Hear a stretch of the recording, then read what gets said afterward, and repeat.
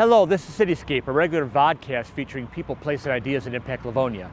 I'm Dan West with the Livonia Chamber of Commerce.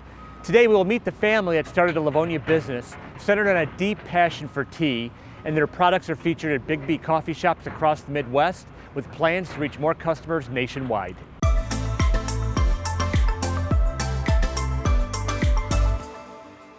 Fraser Tea was established in Livonia in 2015 by three brothers who each had different passions in exploring techniques, flavors, and benefits of tea. John, Tom, and Bernard were among 11 Fraser siblings who grew up in Metro Detroit.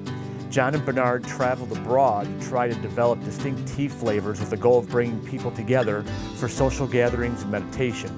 Tom has been an organic farmer for more than 20 years, and he learned to grow vegetables, fruits, and herbs used to help the brothers experiment with various tea blends. Then another brother, Joe, joined the operation later to share his engineering expertise to grow the company. Collecting products from around the world, they handcraft their teas into some 120 varieties in compostable packets in their facility on Stark Road near Schoolcraft. In 2018, Livonia-based Fraser Tea connected with Lansing-based Big B Coffee at a trade show designed to promote connections between Michigan business owners. This led to Fraser Tea products being used in all 250 Big B coffee stores located in Livonia, Michigan, and across the Midwest. They also reach their customers via online orders, directly at their Livonia facility, and through several food distribution networks such as Cisco. We are joined today by brothers John and Bernie Fraser. Gentlemen, thank you for joining us today. Thank you. Thanks for the opportunity. John, what inspired you to start the business and what's been the key to its growth? Years ago, we were traveling up north as a family and stopped in to get some beverages to drink as we got thirsty. And walking through the gas station that we were in, I found, wow, there's really nothing here that I would enjoy drinking. So I always drink tea, and there was no product in there. So when I got back, it got me thinking, I've had a long career and stuff, and I thought to myself, there's an opportunity here to create a product that would be very helpful for people that are in my position. They're traveling and they go into a place and there's nothing that they really see that they enjoy drinking. So we came back and I thought about how could I convert a bottle of water to something healthy. So we actually started a process developing a patent to incorporate a tea bag into a bottle of water. So I talked to my brother Bernard and Tom, and we all noticed the same thing. There's really nothing out there that is really a healthy beverage when you're on the road. So we started developing different tea blends that we each enjoyed differently. I was a big fan of black and green, and Bernard drank a lot of oolong tea. And we started developing different blends and learning everything we could about tea. We took a class in New York for about 6 months through the ITMA, International Tea Masters Association, and became tea sommeliers, reading everything we could about tea and studying under a Chinese, English, and Indian tea master. It was a process that took several years before we became, fluent in the understanding of tea and everything that's involved in it. And in that process, we learned so much about the difference between organic tea and regular tea. We decided, hey, we better just stick with organic tea. Now, Bernie, through this journey setting up the business, you guys really got into the culture of tea. It's just not more than coming up with tasty flavors. There's a culture to it. Can you go into us about some of the spiritual, environmental, and social considerations that you guys considered in getting the business started? Yeah, I mean, in a lot of my travels, I remember once I was traveling, I was in the middle of the Sinai Desert, and I spent a week there, and we were with Bedouins. And one of the keys is when they get together and they come together, they always drink tea. They smoke the hookah too, but they drink tea, and it's a social thing, And as they sit around, it's not something that they just quickly drink, and that they sit down. There's a conversation. There's that community aspect of it, and you see that in all the different cultures. In Nepal, the same. China, India. There's a culture that evolves around sitting down, having time to talk, how the day went and whatnot. And so there's a spiritual aspect to that, as well as a communal aspect.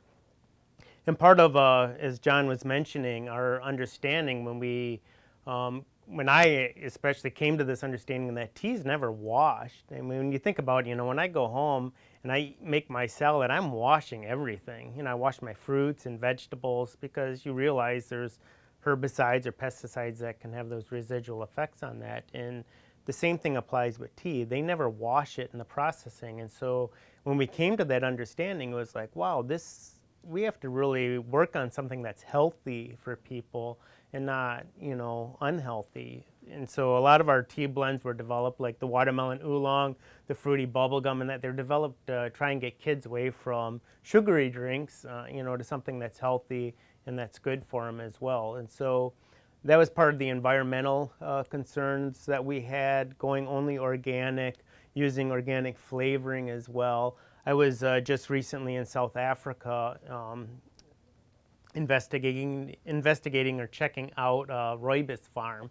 Rooibos is only grown in South Africa, and so I went to this farm. There's a great family out there, and there's a lot of environmental concerns there as well, because they have huge variances now in the climate. They just came out of a huge drought, and so he had made the commitment on his farm. He owns actually 25 square miles, which is kind of crazy to think about, but only a small, I think 800 hectares is rooibos fields. But he put in solar panels next to pumps so he could pump water up out of the aquifers to be able to water his fields, and that to offset these climate conditions that he's dealing with. And so we try to support things like that, whether it's fair trade, whether it is Rainforest Alliance or organic certification. So it's been a great process. It took us over a year to get our organic certification.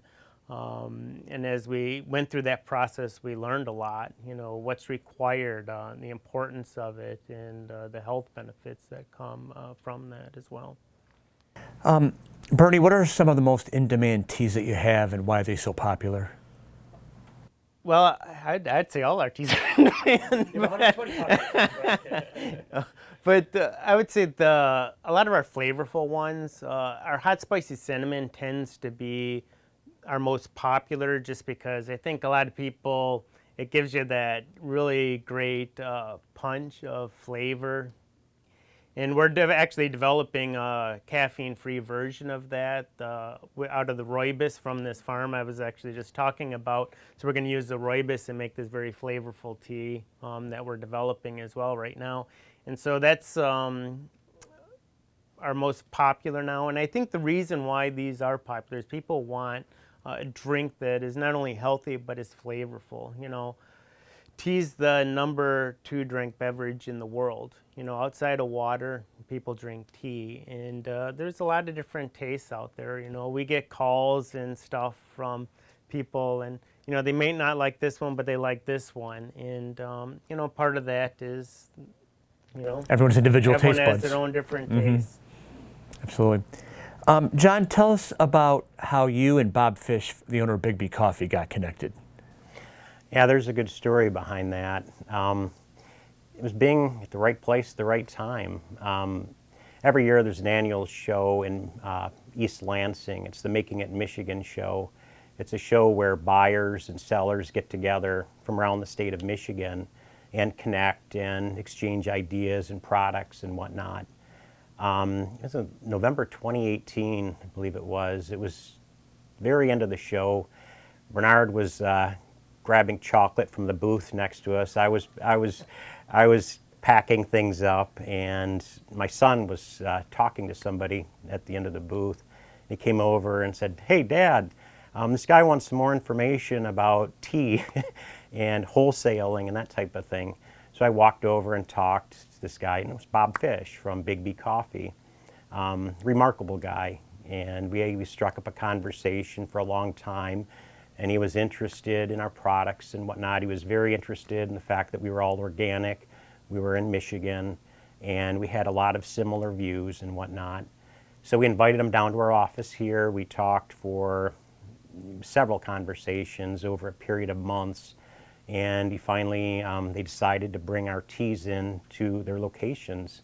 So today we're in all 250 locations of the Big stores.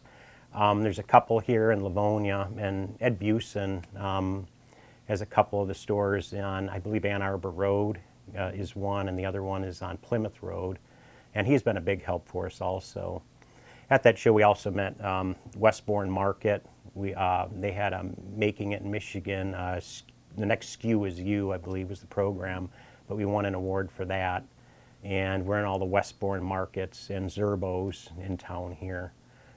So it was a good adventure. And there were a lot of corporate values with Bigby that we really were closely related to Bigby with. So the people, the planet, and the community were similar values that we share.